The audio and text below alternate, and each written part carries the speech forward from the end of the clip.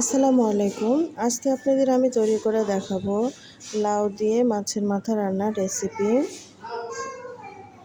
প্রথমে কড়াইয়ের মধ্যে আমি ৩-৪টা পেঁয়াজ কেটে দিয়েছি এবং ৬-৭টা কাঁচামরিচ কেটে দিয়েছি, ভালোভাবে ভেজে নিলাম।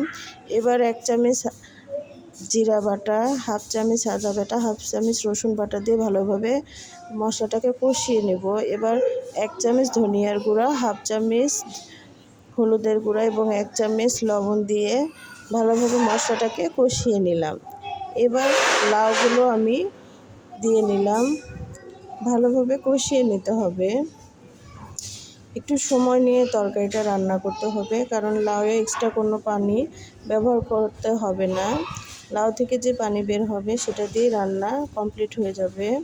মাছের মাথা আমি আরেকটা কড়াইয়ে ভেজে নিলাম। মাছের মাথা ভেজে নেওয়ার কারণে তরকারিটা একটু খেতে ভালো লাগবে। এবার মাছের মাথাগুলো দিয়ে নেব। এবার ভালোভাবে কষিয়ে নিতে হবে এবং মাছের মাথাগুলো ভেঙে দিতে হবে লাউয়ের মধ্যে।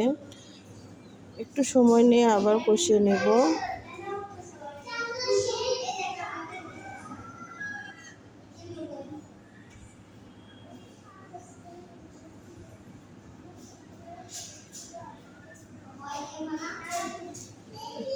আমার রান্না যদি ভালো লেগে থাকে তাহলে প্লিজ লাইক দেবেন এবং সাবস্ক্রাইব করবেন।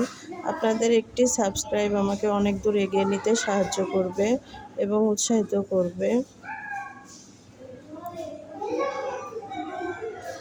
লাউ খেলে শরীরের অনেক উপকার আছে, শরীর ঠান্ডা থাকে।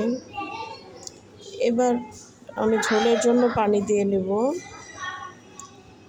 এবার আমি আরেকটা কড়াই একটু মশলা ব্যবহার করব। কিছু পেঁয়াজ এবং কিছু জিরা ভেজে নিয়েছি, এটা বেটে নেব। এটা তরকারির মধ্যে দিয়ে দিব। এটা দিলে তরকারির স্বাদটা বেড়ে যায়।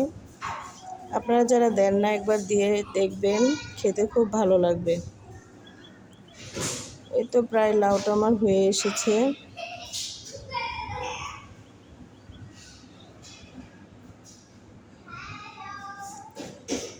একদম রেডি লাউ রান্না।